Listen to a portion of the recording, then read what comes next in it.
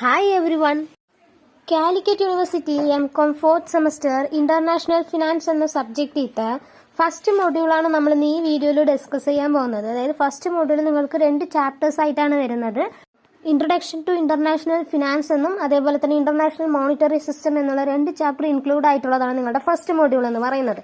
നമ്മളത് ആദ്യം ഡിസ്കസ് ചെയ്യാൻ പോകുന്നത് ഫസ്റ്റ് ചാപ്റ്റർ ആയിട്ടുള്ള ഇൻട്രൊഡക്ഷൻ ടു ഇന്റർനാഷണൽ ഫിനാൻസ് എന്നുള്ളതാണ്. ഓക്കെ, അപ്പൊ നിങ്ങൾക്ക് ആദ്യം ഇതിൽ പഠിക്കാൻ വരുന്നത് ഇന്റർനാഷണൽ ഫിനാൻസ് പറഞ്ഞാൽ എന്താണ് എന്നുള്ളതാണ്. അതായത് ഇന്റർനാഷണൽ ഫിനാൻസ് എന്ന് പറഞ്ഞാൽ ബേസിക്കലി പറയുകയാണെങ്കിൽ നമ്മൾ ഡിഫറെന്റ് കൺട്രീസ് തമ്മിൽ, അതായത് നമ്മളുടെ ഫോറിൻ കൺട്രീസുമായിട്ട് നമ്മൾ ട്രാൻസാക്ഷൻ നടത്തുന്ന സമയത്ത് ആ ട്രാൻസാക്ഷൻ സമയത്ത് നമ്മൾ കൊടുക്കുന്ന ആ പൈസനെയാണ് നമ്മൾ ഇന്റർനാഷണൽ ഫിനാൻസ് അല്ലെങ്കിൽ ഫിനാൻസിങ് എന്ന് പറയുന്നത്. ഓക്കെ, സോ നമുക്ക് ഇതിന്റെ ഡെഫിനേഷൻ നോക്കാം. Any financial transaction that takes place across national borders. Okay, if money leaves one country and arrive in another, for whatever reason the transaction falls under international finance എന്നാണ് പറയുന്നത്. അതായത് financial transaction എന്ന് പറയുന്നത് നമ്മളുടെ ബോർഡറിന്റെ അക്രോസിൽ നടക്കുന്ന എന്തെങ്കിലും transactions നമ്മൾ international finance എന്ന് പറയും. അതേപോലെ തന്നെ നമ്മളുടെ കൺട്രിയിൽ നിന്ന് ഇന്നൊരു കൺട്രിയിലോട്ട് ഏത് റീസൺ ആണെങ്കിലും എന്താണോ ആ റീസണിന് വേണ്ടിയിട്ട് നമ്മളുടെ പൈസ അങ്ങോട്ടും ഇങ്ങോട്ടും ട്രാൻസാക്ഷൻ നടക്കുന്നതിനെയാണ് നമ്മൾ ഇന്റർനാഷണൽ ഫിനാൻസ് എന്ന് പറയുന്നത്. ഓക്കെ, ദെൻ ഈ ഇന്റർനാഷണൽ ഫിനാൻസിന് കുറച്ച് ഇമ്പോർട്ടൻസ് ഉണ്ട്. അതായത് ആ ഇമ്പോർട്ടൻസ് എന്ന് പറയുന്നത് നമ്മൾ പറയുന്ന ആദ്യ ഇമ്പോർട്ടൻസ് എന്ന് പറയുന്നത് നമ്മളുടെ ഇന്റർനാഷണൽ ഫിനാൻസ് ബിസിനസ്സിന് എങ്ങനെയാണ് ഇമ്പോർട്ടൻസ് വരുന്നത് എന്നുള്ളതാണ്. ഇമ്പോർട്ടൻസ് നമ്മളുടെ ബിസിനസ്സിന് വരുന്നത് എങ്ങനെയാന്ന് വെച്ചാൽ നമ്മളുടെ എക്സ്ചേഞ്ച് റേറ്റ്സ് ആണ്. ഓക്കെ, വേരിയസ് കറൻസീസ് വരുന്നത് കൊണ്ട് നമ്മൾക്ക് ഇങ്ങോട്ട് നമ്മളുടെ കയ്യിൽ പൈസ ഉണ്ടാകും. ഓക്കെ, ആ ബേസിസിൽ അതേപോലെ തന്നെ നമ്മളുടെ ഇൻഫ്ലേഷൻ റേറ്റ് കമ്പാരിസണിന് വേണ്ടിയിട്ട്, അതേപോലെ തന്നെ നമ്മുടെ എക്കണോമിക് സ്റ്റാറ്റസ് എന്താണ്, ഓരോ കൺട്രീസിന്റെ എക്കണോമിക് സ്റ്റാറ്റസ് എന്താണ് എന്നുള്ളത് ജഡ്ജ് ചെയ്യാൻ വേണ്ടിയിട്ട്, അതേപോലെ തന്നെ നമ്മളുടെ IFRS റിപ്പോർട്ടിംഗ് സിസ്റ്റത്തിന് വേരിയസ് കൺട്രീസ് തമ്മിലുള്ള സ്റ്റേറ്റ്മെന്റ് പ്രിപ്പറേഷൻസിനും കാര്യങ്ങൾക്ക്, അതേപോലെ തന്നെ നമ്മളുടെ ഇന്റർനാഷണൽ ഗ്രോത്ത്, നമ്മളുടെ കൺട്രി ഇന്റർനാഷണൽ കൺട്രിയുമായിട്ട് വെച്ച് നോക്കുന്ന സമയത്ത് നമ്മളുടെ ഗ്രോത്ത് എത്രത്തോളം ഉണ്ട് എന്നുള്ളത് അണ്ടർസ്റ്റാൻഡ് ചെയ്യാൻ വേണ്ടിയിട്ട്, അതേപോലെ തന്നെ നമ്മുടെ IMF, വേൾഡ് ബാങ്ക് എന്നുള്ള ഇന്റർനാഷണൽ ഫിനാൻഷ്യൽ ഓർഗനൈസേഷൻസിന്റെ ഫിനാൻഷ്യൽ ഡിസ്പ്യൂട്ട്സ് സോൾവ് ചെയ്യാൻ വേണ്ടിയിട്ട്. ഓക്കെ, അതേപോലെ തന്നെ നമ്മുടെ ഇന്റർനാഷണൽ ബിസിനസ് ഓപ്പർച്യൂണിറ്റീസ് എന്താണ് എന്നുള്ളതൊക്കെ നമ്മൾ ഐഡന്റിഫൈ ചെയ്യാൻ വേണ്ടിയിട്ട്, അതേപോലെ തന്നെ നമ്മുടെ കോർപ്പറേഷൻസിൽ വരുന്ന ഗ്ലോബൽ ഫിനാൻഷ്യൽ മാർക്കറ്റ്സിന്റെ ഒരു ഇംപ്രൂവ്മെന്റിന് വേണ്ടിയിട്ട്, അതേപോലെ തന്നെ നമ്മുടെ MNCസിന്റെ ഇംപ്രൂവ്മെന്റ്, പൊളിറ്റിക്കൽ റിസ്ക്, അങ്ങനെയുള്ള റിസ്കിന്റെ ഒരു റിഡക്ഷന് വേണ്ടിയിട്ട് ഇതിനെല്ലാം നമ്മളുടെ ഇന്റർനാഷണൽ ഫിനാൻസ് ഹെൽപ്പ് ചെയ്യുന്നുണ്ട്. ഓക്കെ, ഇത് ബിസിനസ്സിന്. ദെൻ അതേപോലെ തന്നെ നമ്മളുടെ ഇൻവെസ്റ്റേഴ്സിന് എന്തൊക്കെ ഇമ്പോർട്ടൻസ് എന്ന് വെച്ചാൽ, ഇൻവെസ്റ്റേഴ്സ് എന്ന് പറയുന്ന സമയത്ത് അവർക്ക് ഒരു വാല്യുബിൾ ആയിട്ടുള്ള ഒരു ഇൻഫർമേഷൻ കിട്ടുക എന്നുള്ളത് ഇതിലൂടെ സാധ്യമാണ്. അതേപോലെ തന്നെ എക്സ്ചേഞ്ച് റേറ്റിൽ വരുന്ന റിസ്ക് റിഡക്ഷൻ കൺസിഡറേഷൻ ഇതിൽ അവർക്ക് കിട്ടുന്നതാണ്. ഓക്കെ, അതിന്റെ ബേസിസിലാണ് ഇവർക്ക്, അതേപോലെ തന്നെ ഇൻവെസ്റ്റ്മെന്റ് ഡിസിഷൻ എടുക്കാനും ഇവർക്ക് ഹെൽപ്ഫുൾ ആണ്. ദെൻ അതേപോലെ തന്നെ ഈ ബാങ്ക്സ് എന്ന് പറയുമ്പോൾ നമ്മുടെ കമേഴ്ഷ്യൽ ബാങ്ക്സ് ഉണ്ട്. കമേഴ്ഷ്യൽ ബാങ്ക്സ് ആണ് ഫോറിൻ ട്രാൻസാക്ഷൻസ്, ഫോറിൻ എക്സ്ചേഞ്ചസിൽ ഇമ്പോർട്ടൻസ് ആയിട്ടുള്ള ഒരു റോള് കമേഴ്ഷ്യൽ ബാങ്ക്സിനാണ് ഉള്ളത്. ആ കമേഴ്ഷ്യൽ ബാങ്ക്സിൽ തന്നെ നമ്മളുടെ ഈ ക്ലയൻസ്, അതേപോലെ തന്നെ സെൻട്രൽ ബാങ്ക്സ് ഒക്കെ ഉണ്ടാകും.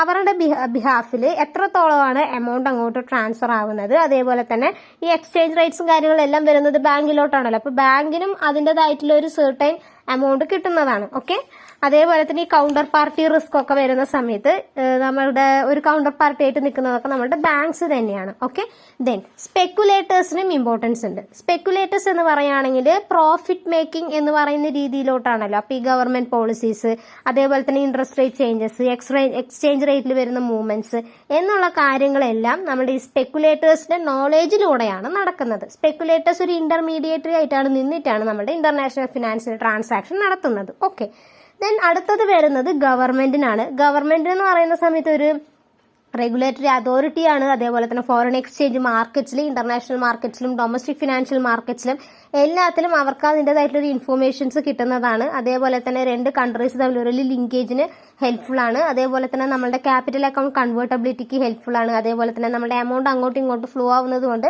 മേജർ ഇമ്പോർട്ടൻസ് എന്ന് പറയുന്നത് നമ്മുടെ ഗവൺമെന്റിന് തന്നെയാണ് കിട്ടുന്നത്. ഓക്കെ, ഇങ്ങനെയുള്ളതൊക്കെയാണ് നമ്മളുടെ ഗവൺമെന്റ്സിന് വരുന്ന ഇമ്പോർട്ടൻസ് എന്ന് പറയുന്നത്. ഇതിൽ നിങ്ങൾ ഈ പോയിന്റ്സ് നോക്കുക, അതിൻ്റെ ഉള്ളിലുള്ള പോയിന്റ്സ്, അതിലുള്ള കാര്യങ്ങൾ എന്ന് പറയുന്നത് നിങ്ങൾ ജസ്റ്റ് ഒന്ന് വായിച്ചിട്ട് നിങ്ങളുടെ പോയിന്റ് ഓഫ് വ്യൂവിൽ എഴുതുക. ദെൻ നെക്സ്റ്റ് വരുന്ന കൺസെപ്റ്റ് ആണ് risk associated with international finance എന്ന് പറയുന്നത്. നമ്മുടെ ഇന്റർനാഷണൽ ട്രാൻസാക്ഷൻസ് ഒക്കെ നടക്കുന്ന സമയത്ത് നമുക്ക് ഉറപ്പായിട്ടും റിസ്ക് ഉണ്ടാകും. ഓക്കെ, അതിൽ മേജർലി വരുന്ന 2 റിസ്ക് ആണ്, കറൻസി റിസ്ക്കും കൺട്രി റിസ്ക്കും പറയുന്നത്. ഈ കറൻസി റിസ്ക് എന്ന് പറയുകയാണെങ്കിൽ നമ്മുടെ എക്സ്ചേഞ്ച് റിസ്ക്കും ഇൻഫ്ലേഷൻ റിസ്ക്കുമാണ്. എക്സ്ചേഞ്ച് റിസ്ക് എന്ന് പറയുകയാണെങ്കിൽ ഇപ്പൊ നമ്മളുടെ ഇന്ത്യയുടെ എമൗണ്ട് എന്ന് പറയുന്നത് നമ്മളുടെ ഒരു ഡോളറിന് US$ന് ഇപ്പൊ 86 സംതിങ് റുപ്പീസ് ആണ് വരുന്നത്, 87 സംതിങ് റുപ്പീസ് തന്നു. അപ്പോൾ $1 മേടിക്കുകയാണെങ്കിൽ നമ്മൾ അത്രയും പൈസ അവർക്ക് കൊടുക്കേണ്ടതായിട്ട് വരും. ഓക്കെ, ഈ എക്സ്ചേഞ്ച് റിസ്ക് ആണ് അതിൽ ഉദ്ദേശിക്കുന്നത്. ഓക്കെ, നമ്മുടെ കൺട്രീസിൽ വരുന്ന ഫ്ലക്ച്വേഷൻസ്, കൺട്രി എമൗണ്ടിൽ വരുന്ന fluctuation. Then inflation risk.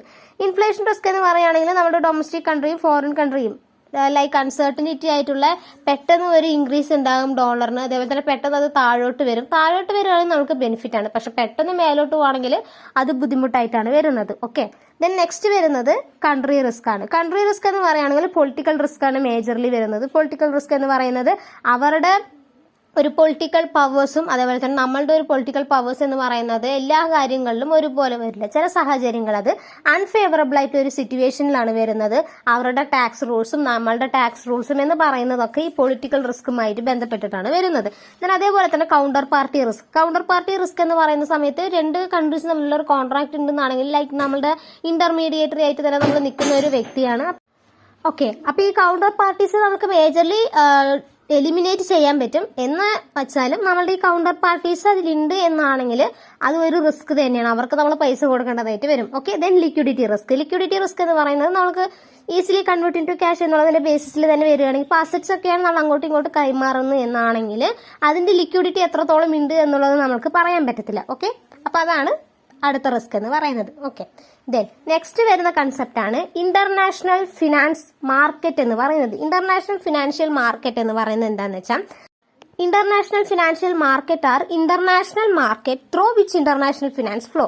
Okay, ഒരു മാർക്കറ്റിലൂടെ നമ്മുടെ ഇന്റർനാഷണൽ കറൻസീസ് ഫ്ലോ ആകുന്ന മാർക്കറ്റിനെയാണ് ഇന്റർനാഷണൽ ഫിനാൻഷ്യൽ മാർക്കറ്റ് എന്ന് പറയുന്നത്. ഓക്കെ, ദെൻ ഈ ഇന്റർനാഷണൽ ഫിനാൻഷ്യൽ മാർക്കറ്റ്സിന് തന്നെ ഡിഫറെന്റ് ക്ലാസിഫിക്കേഷൻസ് ഉണ്ട്. ഒന്ന് നമ്മുടെ ഫോറിൻ എക്സ്ചേഞ്ച് മാർക്കറ്റ് ആണ്, ദെൻ ഇന്റർനാഷണൽ മണി മാർക്കറ്റ് ആണ്, ദെൻ ഇന്റർനാഷണൽ ക്യാപിറ്റൽ മാർക്കറ്റ്. ഈ ഇന്റർനാഷണൽ ക്യാപിറ്റൽ മാർക്കറ്റിൽ തന്നെ ഇന്റർനാഷണൽ സ്റ്റോക്ക് മാർക്കറ്റ് ഉണ്ട്, ഇന്റർനാഷണൽ ബോണ്ട് മാർക്കറ്റ് ഉണ്ട്. ഓക്കെ, അപ്പൊ ഇത് നമ്മുടെ ആദ്യത്തെ ഫോറിൻ എക്സ്ചേഞ്ച് മാർക്കറ്റ് ആണല്ലോ. ഈ ഫോറിൻ എക്സ്ചേഞ്ച് മാർക്കറ്റ് എന്ന് പറയുന്നത് ഇവിടെ വരുന്നത് നമ്മുടെ കൺട്രിയുടെ മണി ട്രാൻസാക്ഷൻസ് ആണ്. ഓക്കെ, ഒരു കൺട്രിയുടെ മണിയും ഇന്നൊരു കൺട്രിയുടെ മണിയും അവരുടെ സെറ്റിൽമെന്റും അതേപോലെ തന്നെ മോണിറ്ററി ടേംസ് ഒക്കെയാണ് ഇവിടെ വരുന്നത്. ഓക്കെ, ഇപ്പൊ നമ്മളുടെ റുപ്പീസ് അങ്ങോട്ട് കൊടുത്തിട്ട് അവരുടെ ഡോളർ നമ്മൾ ഇങ്ങോട്ട് വാങ്ങിച്ചു എന്നുള്ളതാണ് നമ്മുടെ ഫോറിൻ എക്സ്ചേഞ്ച് മാർക്കറ്റ് എന്ന് പറയുന്നത്. ദെൻ ഇന്റർനാഷണൽ മണി മാർക്കറ്റ് എന്ന് പറയുകയാണെങ്കിൽ ഈ മണി മാർക്കറ്റിൽ നമ്മുടെ ഡെപ്റ്റ് സെക്യൂരിറ്റി അതേപോലെ തന്നെ നമ്മുടെ മണി മാർക്കറ്റ് ഇൻസ്ട്രുമെന്റ്സ് ആണ് ഇവിടെ വരുന്നത്. ഇവിടെ ട്രാൻസാക്ഷൻസ് ആയിട്ട് നമ്മൾ ഉപയോഗിക്കുന്നത് ഈ ഡെപ്റ്റ് സെക്യൂരിറ്റീസിനെയാണ്. ലെസ് ദാൻ 1 year വാലിഡിറ്റി ഉള്ള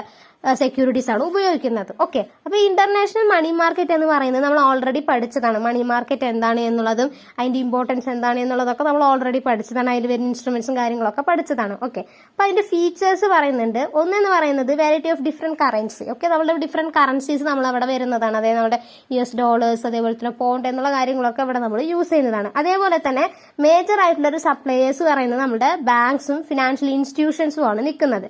അതേപോലെ തന്നെ MNCസും ഗവൺമെന്റ്സും ഡിഫറെന്റ് കൺട്രീസിലുള്ള ട്രാൻസാക്ഷൻസിൽ നമ്മൾക്ക് ഇൻവോൾവ് ആയിട്ടാണ് വരുന്നത്. അതേപോലെ തന്നെ നമ്മുടെ ഇന്റർനാഷണൽ മണി മാർക്കറ്റ് എന്ന് പറയുന്നത് നമ്മുടെ യൂറോപ്യൻ മണി മാർക്കറ്റും ഇമ്പോർട്ടന്റ് പാർട്ടായിട്ടാണ് വരുന്നത്. അതേപോലെ തന്നെ ക്രോസ് ബോർഡർ എക്സ്ചേഞ്ചിൽ മാക്സിമം അവർ ഫോക്കസ് കൊടുക്കുന്നുണ്ട്. ലെസ് ദാൻ 1 year ആയിട്ടുള്ള ഒരു സെക്യൂരിറ്റീസ് ആണ് അവർ എക്സ്ചേഞ്ച് ചെയ്യുന്നത് എന്നുള്ള കാര്യങ്ങളൊക്കെയാണ് പറയുന്നത്. മേജർലി ഒരു 5 പോയിന്റ് നിങ്ങൾ പഠിച്ചു.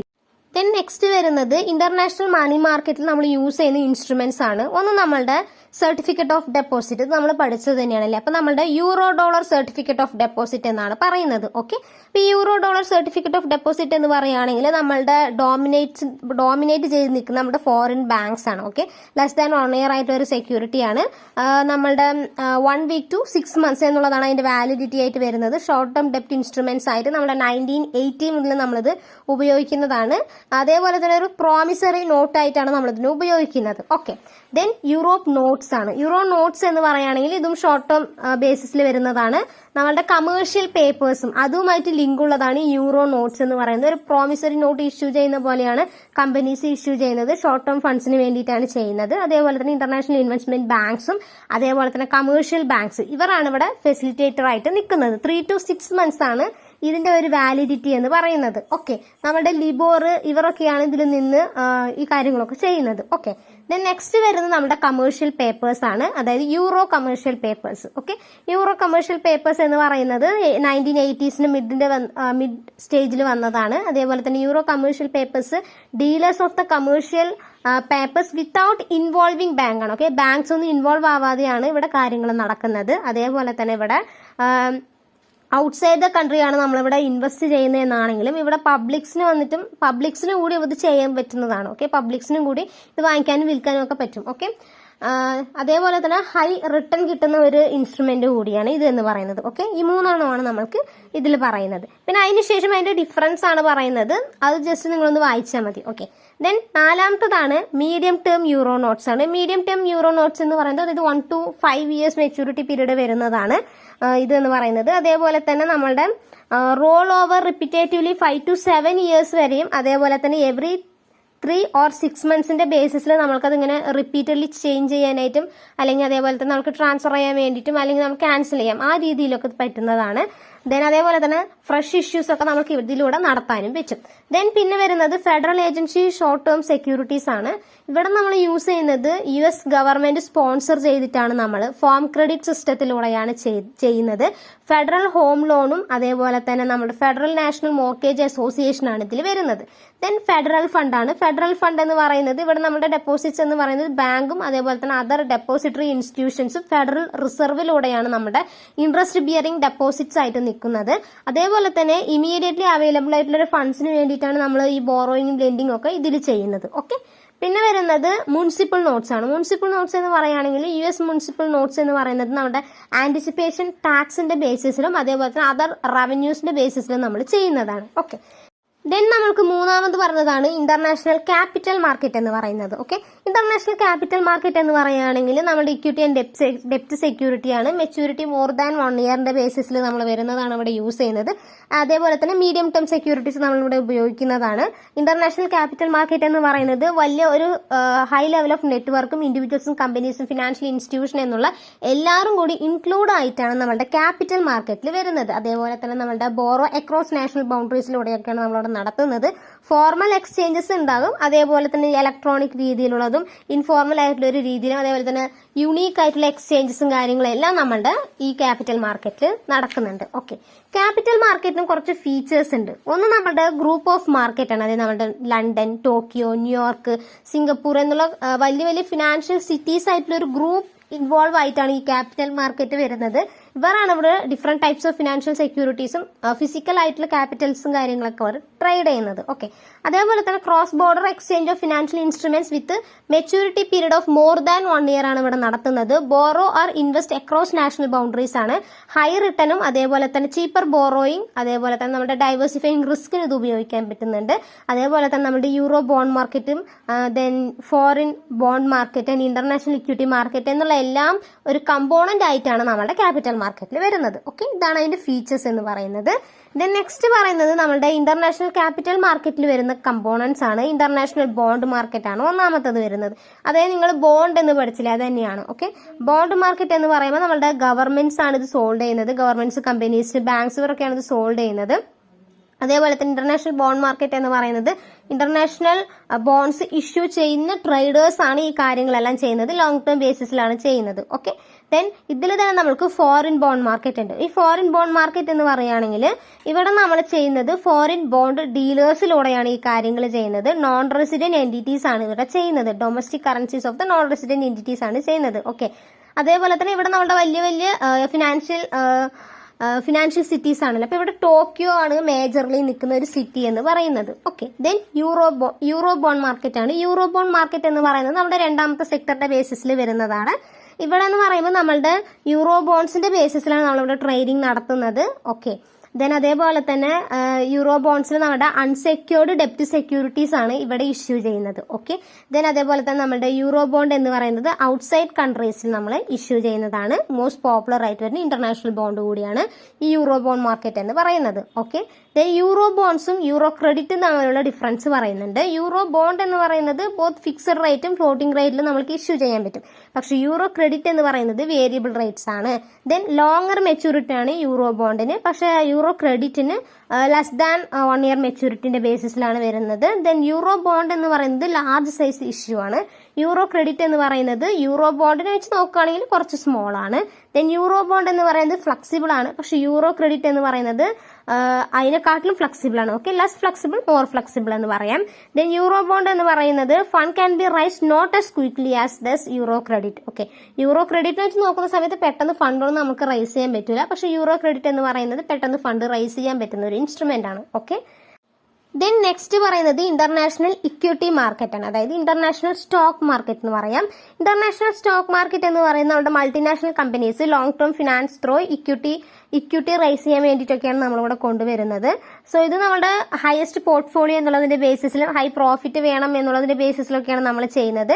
ഇവിടെ ഇൻവെസ്റ്റ്മെന്റ് റിട്ടേൺ എന്ന് പറയുന്നതൊക്കെ നമ്മുടെ ഒരു വൊളാറ്റിലിറ്റി ബേസിസിലാണ് കിട്ടുന്നത്. ഓക്കെ, ദെൻ അതേപോലെ തന്നെ ഫോറിൻ മൾട്ടിനാഷണൽ കമ്പനീസ് ഇവിടെ ന്യൂ ഷെയർസ് ഒക്കെ ഇഷ്യൂ ചെയ്യുന്നത് അവരായിരിക്കും മേജർലി ഇവിടെ ചെയ്യുന്നത്. ഓക്കെ, ഇതൊക്കെ നിങ്ങൾ ജസ്റ്റ് ഈ പോയിന്റ്സ് മാത്രം ഒന്ന് നോട്ട് ചെയ്ത് വെച്ചാൽ മതി. ഓക്കെ, ദെൻ പിന്നെ വരുന്നത് factors for the growth of the international equity market ആണ്. ഫാക്ടേഴ്സ് എന്ന് പറയുമ്പോൾ നമ്മളുടെ ഗ്രോത്ത് ഓഫ് ഡെവലപ്പിംഗ് മാർക്കറ്റും അതേപോലെ തന്നെ drive to privatise, then investment banks, technology advancement എന്നുള്ള 4 എണ്ണമാണ് വരുന്നത്. ഓക്കെ, ഈ പോയിന്റ്സ് നിങ്ങൾ പഠിക്കുക, ഉള്ളിലുള്ളത് നിങ്ങൾ എഴുതുക. അതായത് നമ്മുടെ ഗ്രോത്ത് ഓഫ് ഡെവലപ്പിംഗ് മാർക്കറ്റ് എന്ന് പറയുകയാണെങ്കിൽ നമ്മളുടെ ഡെവലപ്പിംഗ് കൺട്രീസിൽ വരുന്ന ഗ്രോത്ത് ആണ് അവിടെ ഉദ്ദേശിക്കുന്നത്. Okay, then drive to privatise എന്ന് പറയുകയാണെങ്കിൽ അതായത് 2 ഡിക്കേറ്റ്സ് ആയിട്ടാണ് ഇത് പറയുന്നത്. അതായത് ഫോർമലി നമ്മുടെ സ്റ്റേറ്റ് ഓൺ ചെയ്യുന്ന എന്റർപ്രൈസസിന്റെ ബേസിസിലും അതേപോലെ തന്നെ അവർ നടത്തുന്ന ആ എക്സ്ചേഞ്ചും സെക്യൂരിറ്റീസിന്റെ ബേസിസിലാണ് ഇവിടെ പറയുന്നത്. ദെൻ ഇൻവെസ്റ്റ്മെന്റ് ബാങ്ക്സിന്റെ കാര്യമാണെങ്കിൽ അവർ പുതിയ പുതിയ ഓപ്പർച്യൂണിറ്റീസും ന്യൂ എമർജിങ്സും കാര്യങ്ങളെല്ലാം പ്രൊവൈഡ് ചെയ്യുന്നുണ്ട്. അതാണ് ഇവിടെ ഉദ്ദേശിക്കുന്നത്. ദെൻ ടെക്നോളജിക്കൽ അഡ്വാൻസ്മെന്റ് എന്ന് പറയുന്നത് നമ്മുടെ എക്സ്പാൻഷൻ ഓഫ് ന്യൂ ടെക്നോളജീസും ദെൻ നെക്സ്റ്റ് വരുന്നത് ഇന്റർനാഷണൽ ക്യാപിറ്റൽ മാർക്കറ്റ് ഇൻസ്ട്രുമെന്റ്സ് ആണ്. ക്യാപിറ്റൽ മാർക്കറ്റ് ഇൻസ്ട്രുമെന്റ്സിൽ നമ്മൾ ഇന്റർനാഷണൽ ബോണ്ട് പറഞ്ഞിട്ടുണ്ടായിരുന്നു. അതിൽ തന്നെ നമ്മുടെ ഫോറിൻ ബോണ്ട് ഉണ്ട്. ഓക്കെ, ഫോറിൻ ബോണ്ട് ഉണ്ട്. ആ ഫോറിൻ ബോണ്ട്സ് എന്ന് പറയുന്നതിൽ നമുക്ക് ഡിഫറെന്റ് ടൈപ്സ് ഉണ്ട്. യാൻകെ ബോണ്ട് എന്ന് പറയുകയാണെങ്കിൽ നമ്മുടെ foreign bond United States issue ചെയ്യുന്നതാണ്. അതേപോലെ തന്നെ നമ്മളുടെ ഡോമിനേറ്റ് ചെയ്ത് നിൽക്കുന്നത് US ഡോളറാണ്. ഓക്കെ, ദെൻ ബുൾഡോഗ് ബോണ്ട് എന്ന് പറയുകയാണെങ്കിൽ ഇഷ്യൂ ചെയ്യുന്നത് UK ആണ്. ദെൻ സമോറി ബോണ്ട് എന്ന് പറയുന്നത് ഇഷ്യൂ ചെയ്യുന്നത് ജപ്പാൻ ആണ്. ദെൻ റംബൂട്ടാൻ ബോണ്ട് എന്ന് പറയുന്നത് നെതർലാൻഡ് ആണ് ഇഷ്യൂ ചെയ്യുന്നത്. ഇതല്ലാതെ തന്നെ നമുക്ക് ബണ്ണി ബോണ്ട് ഉണ്ട്. ബണ്ണി ബോണ്ട് എന്ന് പറയുകയാണെങ്കിൽ ഇത് നമ്മുടെ ഇൻവെസ്റ്റേഴ്സിനും അതേപോലെ തന്നെ റീഇൻവെസ്റ്റ് ചെയ്യാനായിട്ട് ഹെൽപ്പ് ചെയ്യുന്ന ഒരു ബോണ്ടാണ്. ഓക്കെ, അതിന്റെ പേരിൽ കോമ്പൗണ്ടിങ് ഏർണിംഗ്സും കൊടുക്കുന്നുണ്ട്. ദെൻ ഡ്രാഗൺ ബോണ്ട് എന്ന് പറയുകയാണെങ്കിൽ ഇവിടെ നമ്മൾ ഇഷ്യൂ ചെയ്യുന്നത് ഡോളറിന്റെ ബേസിസിലും അതേപോലെ തന്നെ yen, അതേപോലെ തന്നെ അതർ കൺട്രീസ് പറയുമ്പോൾ നമ്മുടെ ഏഷ്യൻ ഇൻവെസ്റ്റേഴ്സ് ഒക്കെയാണ് ഇവിടെ ഉള്ളത്. Then zero coupon convertible bond എന്ന് പറയുകയാണെങ്കിൽ ഇത് നമ്മൾ ഡീപ് ഡിസ്കൗണ്ട് കൺവേർട്ടബിൾ ബോണ്ട് എന്ന് കൂടി പറയും. പാർ വാല്യൂ അതേപോലെ തന്നെ മെച്യൂരിറ്റി വരുന്നതും പാർ വാല്യൂവിന്റെ ബേസിസിൽ തന്നെയാണ്. ഓക്കെ, ഇതാണ് ഇതിൽ പറയുന്നത്. അതേപോലെ തന്നെ ഇതിന് ലോ ഇൻട്രസ്റ്റ് റേറ്റ് ആകും. ഓക്കെ, ദെൻ പിന്നെ വരുന്നത് യൂറോ ബോണ്ടാണ്. യൂറോ ബോണ്ട് എന്ന് പറയുകയാണെങ്കിൽ ലോങ് ടേം മെച്യൂരിറ്റിന്റെ ബേസിസിൽ ഔട്ട്സൈഡ് സോൾഡ് ചെയ്യുന്നതിനെയാണ് യൂറോ ബോണ്ട് എന്ന് പറയുന്നത്.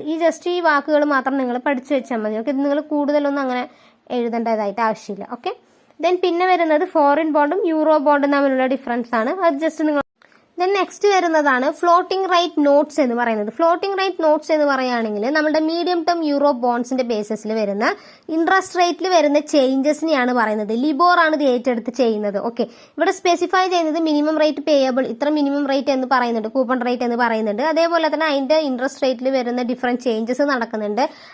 അതിനെ നമ്മൾ കൂപ്പൺ റേറ്റുമായിട്ട് അഡ്ജസ്റ്റ് ചെയ്തിട്ടാണ് കൊടുക്കുന്നത്. ഓക്കെ, അതേപോലെ തന്നെ ഇത് do not carry the fixed rate of interest. ഒരു ഫിക്സഡ് റേറ്റ് ഓഫ് ഇൻട്രസ്റ്റ് ഇത് ക്യാരി ചെയ്യുന്നില്ല. ഓക്കെ, ഇത് മാത്രം നിങ്ങൾ പഠിച്ചിരിക്കുക. അതായത് ഫ്ലോട്ടിംഗ് റേറ്റ് നോട്ട്സ് എന്ന് പറയുകയാണെങ്കിൽ ഇൻട്രസ്റ്റ് റേറ്റിൽ വരുന്ന ചേഞ്ചസ് ആണ് എന്നുള്ളത് നിങ്ങൾ ഓർക്കുക. ഇതിൽ തന്നെ നമുക്ക് ഗ്ലോബൽ ബോണ്ട് ഉണ്ട്. ഈ ഗ്ലോബൽ ബോണ്ട് എന്ന് പറയുകയാണെങ്കിൽ നമ്മുടെ ഫസ്റ്റ് ടൈം 1989 ഇത് കൊണ്ടുവന്നത്. അപ്പം മുതലാണ് ഇത് വരുന്നത്. ഈ ഗ്ലോബൽ ബോണ്ട് എന്ന് പറയുന്നത് ഹൈ റേറ്റിംഗ് ആണ്. അതേപോലെ തന്നെ നോർമലി ലാർജ് സൈസ് ആണ് ഇതിനുള്ളത്. അതേപോലെ തന്നെ ഇതെന്ന് പറയുന്നത് ഡിഫറെന്റ് കൺട്രീസിലായിരിക്കും നമ്മൾ ചെയ്യുന്നത്. ദെൻ ഹോം മാർക്കറ്റിന്റെ ബേസിസിലാണ് ഡിഫറെന്റ് റീജിയൻസിന് നമ്മൾ കൊടുക്കുന്നത്. ഓക്കെ, ദെൻ വരുന്നത് സ്ട്രൈറ്റ് ഫിക്സഡ് റേറ്റ് ബോണ്ട് ആണ്. സ്ട്രൈറ്റ് ഫിക്സഡ് റേറ്റ് ബോണ്ട് എന്ന് പറയുകയാണെങ്കിൽ ഇതിന്റെ ഇൻട്രസ്റ്റ് റേറ്റ് ഫിക്സഡ് ആണ്. ഓക്കെ, ഇതിൽ വേരിയേഷൻസ് ഒന്നും കാര്യങ്ങളും വരില്ല. അതാണ് ഈ ബോണ്ട് എന്ന് പറയുന്നത്. Then euro medium term bond എന്ന് പറയുകയാണെങ്കിൽ അതായത് നമ്മുടെ ലെസ് ദാൻ 10 ഇയേഴ്സിന്റെ ബേസിസിലാണ് ഈ ബോണ്ട് വരുന്നത്.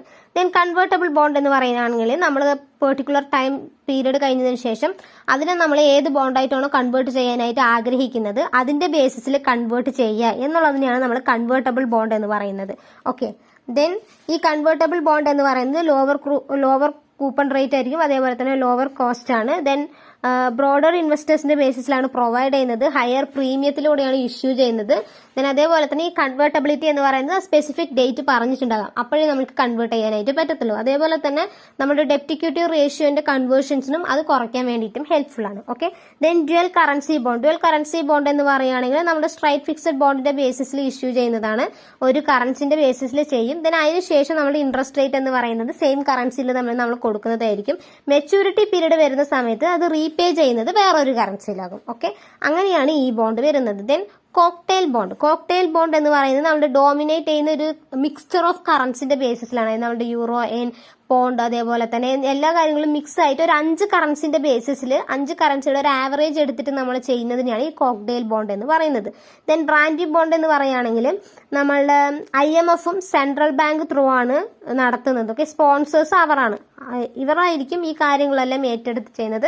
റെലവന്റ് കൺട്രീസിന് കൊടുക്കുന്നത് മെച്യൂരിറ്റി പീരീഡിന്റെ ടൈമിൽ കാര്യങ്ങളെല്ലാം ഏറ്റെടുത്ത് നടത്തുന്നത് ഇവർ തന്നെയാണ്. ഓക്കെ, ദെൻ സൊവേർജിൻ ബോണ്ട് എന്ന് പറയുകയാണെങ്കിൽ നമ്മുടെ ക്രെഡിറ്റ് ക്വാളിറ്റിന്റെ ബേസിസിൽ ഈ ഡെവലപ്ഡ് കൺട്രീസ് ആയിരിക്കും അവരുടെ ഇംപ്രൂവ്മെന്റ്സിന് വേണ്ടിയിട്ടാണ് അവർ ഈ കാര്യങ്ങളൊക്കെ ചെയ്യുന്നത് തന്നെ. ഓക്കെ, ഇതിന് ആൽഫിൻ കൺവേർട്ടബിൾ എന്ന് പറയുകയാണെങ്കിൽ ഇവിടെ നമ്മളുടെ ഒരു കൺട്രിയുടെ എൻട്രിയുടെ ബേസിസിലാണ്. ഓക്കെ, 3 മേജർ ആയിട്ട് വരുന്നുണ്ട്. സ്വിസ് ബാങ്കും യൂണിയൻ ബാങ്ക് സ്വിറ്റ്സർലാൻഡും Credit Suisse and Swiss Bank Corporations ആണ്. ഈ 3 പേരുമാണ് ഇവിടെ നിന്നിട്ടാണ് നമ്മളുടെ ഇന്റർനാഷണൽ ബോണ്ട്സിൽ വരുന്ന ട്രാൻസാക്ഷൻസും കാര്യങ്ങളും നടത്തുന്നത്. ഇവരാണ് ഇത് ചെയ്യുന്നത്. ഓക്കെ, ദെൻ നെക്സ്റ്റ് വരുന്ന കാര്യമാണ് ഡെപ്പോസിറ്ററി റെസീപ്റ്റ് എന്ന് പറയുന്നത്. ഓക്കെ, ഡെപ്പോസിറ്ററി റെസീപ്റ്റ്സ് എന്ന് പറയുന്ന സമയത്ത് നമ്മളിവിടെ പഠിച്ച 2 കാര്യമാണ് GDRഉം ADRഉം. ഓക്കെ, അത് തന്നെയാണ് നമ്മൾ ഇവിടെയും പഠിക്കാൻ പോകുന്നത്. Global depository receipts and American depository receipts. ഈ ഗ്ലോബൽ ഡെപ്പോസിറ്ററി റെസീപ്റ്റ്സ് എന്ന് പറയുകയാണെങ്കിൽ ട്രേഡഡ് ഓൺ ദ സ്റ്റോക്ക് എക്സ്ചേഞ്ചിലായിരിക്കും നമ്മൾ ട്രേഡ് ചെയ്യുന്നത്. ഗ്ലോബലി അക്സെപ്റ്റഡ് ആണ്. യുണൈറ്റഡ് സ്റ്റേറ്റ്സ് അമേരിക്കയിലാണ് നമ്മൾ ഈ ഗ്ലോബൽ ഡെപ്പോസിറ്ററി റെസീപ്റ്റ്സ് എല്ലാം ക്രിയേറ്റ് ചെയ്തത്. അതേപോലെ തന്നെ കോമൺലി ലിസ്റ്റ് ചെയ്യുന്നത് യൂറോപ്യൻ സ്റ്റോക്ക് എക്സ്ചേഞ്ചിലാണ് എന്നുള്ളതൊക്കെയാണ് പറയുന്നത്. അതേപോലെ തന്നെ ഈ ഗ്ലോബൽ ഡെപ്പോസിറ്ററി റെസിപ്റ്റ്സ് എന്ന് പറയുന്നത് negotiated and issued in all parts of the world എന്നുള്ളതാണ് United state of America. Therefore, the person is wishing to purchase the GDR can buy them on the London Stock Exchange and the Luxembourg Stock Exchange among other security market across the Europe എന്നുള്ളതാണ് നമ്മളിവിടെ പറയുന്നത്. Okay, അതേപോലെ തന്നെ bank certified issued more than 1 കൺട്രിന്റെ ബേസിസിൽ നമുക്കിത് ചെയ്യാൻ പറ്റുന്നതാണ്. Okay, ഇപ്പോൾ global depository receipts എന്ന് പറയുന്നത് നമ്മുടെ വേൾഡ് വൈഡ് നമ്മൾക്ക് ചെയ്യാൻ പറ്റുന്ന ഒരു റെസിപ്റ്റ്സ് ആണ്. ദെൻ അതേപോലെ തന്നെ നമ്മളുടെ ഇക്വിറ്റി റൈസ് ചെയ്യാൻ വേണ്ടിയിട്ട്, അതായത് ഫിനാൻസ് റൈസ് ചെയ്യാൻ വേണ്ടിയിട്ടാണ് നമ്മളുടെ ഈ ഡെപ്പോസിറ്ററി റെസിപ്റ്റ്സും കാര്യങ്ങളൊക്കെ തന്നെ നമ്മൾ ക്രിയേറ്റ് ചെയ്യുന്നത് തന്നെ. ഓക്കെ, ഇത് മേജർലി നടക്കുന്ന നമ്മുടെ ഗ്ലോബലി നമ്മൾ ചെയ്യാൻ പറ്റുന്നതാണ്. Okay, then American depository receipts എന്ന് പറയുന്നത് ന്യൂയോർക്ക് സ്റ്റോക്ക് എക്സ്ചേഞ്ചിലാണ് നമ്മളിവിടെ ചെയ്യുന്നത്. ദെൻ ചിക്കാഗോ സ്റ്റോക്ക് എക്സ്ചേഞ്ചിലൊക്കെ ആയിരിക്കും നമ്മളിത് ചെയ്യുന്നത്. ഓക്കെ, അതേപോലെ തന്നെ സം മേജർ ഗ്ലോബൽ ഗെയിൻസ് ആയിട്ടുള്ള ആമസോൺ, ഫേസ്ബുക്ക്, ആപ്പിൾ എന്നുള്ള മേജർ ആയിട്ടുള്ള ഗ്ലോബൽ ഗെയിൻസിലും ഇത് നമ്മൾ അമേരിക്കൻ ഡെപ്പോസിറ്ററി റെസിപ്റ്റ്സ് നമ്മൾ ഉപയോഗിക്കാറുണ്ട്. ഓക്കെ, ദെൻ അതേപോലെ തന്നെ നമ്മളുടെ ADR എന്ന് പറയുന്നത് negotiable certificate US bank dominate ചെയ്ത് US ഡോളറിലാണ് ഇത് നമ്മൾ ഇഷ്യൂ ചെയ്യുന്നത്. ഓക്കെ, ഈ കാര്യങ്ങളൊക്കെ നിങ്ങൾ നോക്കി വെക്കുക. ദെൻ നെക്സ്റ്റ് ഇതിന്റെ അഡ്വാൻറ്റേജസ് ആണ്. ADRഉം GDRഉം രണ്ടും തമ്മിലുള്ള അഡ്വാൻറ്റേജ് എന്ന് പറയുന്നത് പോസിബിൾ നമ്മുടെ ഇക്വിറ്റി റൈസ് ചെയ്യാൻ വേണ്ടിയിട്ട് നമ്മൾ ഇഷ്യൂ ചെയ്യുന്നതാണ്. അതേപോലെ തന്നെ കമ്പനിയുടെ ഇമേജ് എൻഗേജ് ചെയ്യാൻ പറ്റും. അതേപോലെ തന്നെ നമ്മുടെ ബോർഡിന് ഷെയർ ഹോൾഡേഴ്സിന്റെ ബേസിസിലാണ് ചെയ്യുന്നത്. ദെൻ ഇന്റർനാഷണൽ ക്യാപിറ്റൽ ഫ്ലോയുടെ ഫെസിലിറ്റേറ്റിംഗ് ടാപ്പിംഗ് ചെയ്യാനും, അതേപോലെ തന്നെ നമ്മുടെ ഇന്റർനാഷണൽ സ്റ്റോക്ക് എക്സ്ചേഞ്ചിന് ലിസ്റ്റ് ചെയ്യാനും, അതേപോലെ തന്നെ ലിക്വിഡിറ്റി ഫിനാൻഷ്യൽ ഇൻസ്ട്രുമെന്റ്സിന് വേണ്ടിയിട്ടും, ഫോറിൻ എക്സ്ചേഞ്ചിന്റെ റിസ്ക് റെഡ്യൂസ് ചെയ്യാൻ വേണ്ടിയിട്ടും, ദെൻ അതേപോലെ തന്നെ നമ്മുടെ കമ്പനിക്ക് ഒരു ലോവർ കോസ്റ്റിൽ വന്നിട്ടുള്ള ഒരു നല്ലൊരു എബിലിറ്റി കിട്ടാൻ വേണ്ടിയിട്ടും, ദെൻ ക്യാപിറ്റൽ റൈസ് ചെയ്യാൻ വേണ്ടിയിട്ടും, ഇങ്ങനെയുള്ള കാര്യങ്ങൾക്ക് വേണ്ടിയിട്ടൊക്കെയാണ് നമ്മുടെ ADRഉം GDRഉം ക്രിയേറ്റ് ചെയ്തത് തന്നെ. ഓക്കെ, അപ്പം നിങ്ങൾ നോക്കി വെക്കുക. ദെൻ ഇന്റർനാഷണൽ ഇക്വിറ്റീസ് ആണ്. ഇന്റർനാഷണൽ ഇക്വിറ്റീസ് എന്ന് പറയുകയാണെങ്കിൽ നമ്മുടെ യൂറോ ഇക്വിറ്റീസിന്റെ ബേസിസിൽ തന്നെ നമ്മൾ പറയുന്നത് തന്നെയാണ് ഇന്റർനാഷണൽ ഇക്വിറ്റി എന്ന് പറയുന്നത്. നമ്മുടെ ഫോറിൻ പോർട്ട്ഫോളിയോ ഇക്വിറ്റി ഇൻവെസ്റ്റ്മെന്റ് ബേസിസിലാണ് ഇത് ചെയ്യുന്നത്. പിന്നെ അതേപോലെ തന്നെ ഇന്റർനാഷണൽ ഇക്വിറ്റി എന്ന് പറയുന്നത് നമ്മളുടെ ഡെപ്റ്റും അതേപോലെ തന്നെ ഫോറിൻ ഡയറക്റ്റ് ഇൻവെസ്റ്റ്മെന്റ് ഇത് രണ്ടും തമ്മിലുള്ള ഒരു കോംപ്രമൈസ് ചെയ്തിട്ട് കൊണ്ടുവന്നതാണ്. ഓക്കെ, ദെൻ നെക്സ്റ്റ് വരുന്നത് recent changes in global financial market. Global financial മാർക്കറ്റിൽ കുറച്ച് റീസെന്റ് ആയിട്ടുള്ള ചേഞ്ചസ് ഒക്കെ വന്നു. എന്തൊക്കെയാന്ന് വെച്ചാൽ ഇതിൽ മൊത്തം നിങ്ങൾക്കൊരു 17 എണ്ണം പറയുന്നുണ്ട്. നിങ്ങളൊരു 10 അല്ലെങ്കിൽ 15 എണ്ണം പഠിച്ചേക്കുക. പോയിന്റ്സ് പഠിക്കുക, അതിന്റെ ഉള്ളിലുള്ളത് നിങ്ങൾ തന്നെ എഴുതുക. ഓക്കെ, ജസ്റ്റ് അതിന്റെ ഉള്ളിലുള്ളത് നിങ്ങൾ വായിക്കുക. വായിച്ചതിന് ശേഷം നിങ്ങൾ എഴുതുക. പോയിന്റ്സ് മാത്രം ഒന്ന് ബൈ ഹാർട്ട് ചെയ്ത് നിങ്ങൾ പഠിക്കുക. ഓക്കെ, ഇതിൽ വരുന്ന മേജർ ആയിട്ടുള്ള പോയിന്റ്സ് ആണ് നിങ്ങൾക്ക് പറയുന്നത്. ഇതിൽ 17 പോയിന്റ്സ് ഉണ്ട്. ഓക്കെ, പക്ഷെ അതിൽ മേജർ ആയിട്ടുള്ള പോയിന്റ്സ് ആണ് പറയുന്നത്. അതിൽ ആദ്യം വരുന്നതാണ് ഇൻക്രീസ്ഡ് സെക്യൂരിറ്റൈസേഷൻ എന്ന് പറയുന്നത്. സെക്യൂരിറ്റൈസേഷൻ എന്ന് പറയുകയാണെങ്കിൽ നമ്മുടെ സെക്യൂരിറ്റിയിൽ വരുന്ന എൻഹാൻസ്മെന്റിനെയാണ് ഉദ്ദേശിക്കുന്നത്. ഓക്കെ, ദെൻ അതേപോലെ തന്നെ increased competition and financial innovation. Competition increase ആയി, അതേപോലെ തന്നെ ഫിനാൻഷ്യൽ ഇന്നോവേഷനിൽ വരുന്ന increase. Then innovation in the global derivative market. Derivative മാർക്കറ്റിൽ വരുന്ന ഇന്നോവേഷൻ. ഡെറിവേറ്റീവ് മാർക്കറ്റ് എന്താണെന്ന് നിങ്ങൾക്ക് അറിയാം, അതേപോലെ തന്നെ അതിന്റെ ഇൻസ്ട്രുമെന്റ്സ് എന്താണെന്നുള്ളതൊക്കെ അറിയാം. നമ്മളുടെ ഫിനാൻഷ്യൽ ഡെറിവേറ്റീവിലെ എല്ലാ വീഡിയോസും ഓൾറെഡി അപ്ലോഡ് ചെയ്തിട്ടുള്ളതുമാണ്. ഓക്കെ, അപ്പോൾ നിങ്ങൾ അത് പോയിട്ട് കാണുക നമ്മുടെ FD പഠിക്കുന്ന സമയത്ത്. Then demutualisation of financial market. Demutualisation എന്ന് പറയുകയാണെങ്കിൽ നമ്മളുടെ റീസെന്റ് ആയിട്ട് വരുന്ന ചേഞ്ചസ് ആണ്. ലൈക്ക് നമ്മളുടെ ഇലക്ട്രോണിക് ഫോമിന്റെ ബേസിസിൽ വരുന്നതിനെയാണ് നമ്മൾ പറയുന്നത്. Then more acceptance for depository receipts. ഇപ്പൊ തന്നെ നമ്മൾ പറഞ്ഞു ഡെപ്പോസിറ്ററി റെസിപ്റ്റ്സ് എന്താണെന്നുള്ളതൊക്കെ, അതിന്റെ മോർ അക്സെപ്റ്റൻസ് കിട്ടി. ദെൻ അതേപോലെ തന്നെ ആർട്ടിഫിഷ്യൽ ഇന്റലിജൻസ് നമ്മൾ എൻറ്റയർ ട്രയൽ ലൈഫ് സൈക്കിളിൽ ഉപയോഗിക്കാനായിട്ട് നമ്മൾക്ക് സാധിക്കുന്നുണ്ടായിരുന്നു. ദെൻ അതേപോലെ തന്നെ continued growth of global financial അസറ്റ്സിന്റെ ഒരു കണ്ടിന്യൂഡ് ഗ്രോത്ത് ഉണ്ടായി. അതേപോലെ തന്നെ explosive growth of the financial market.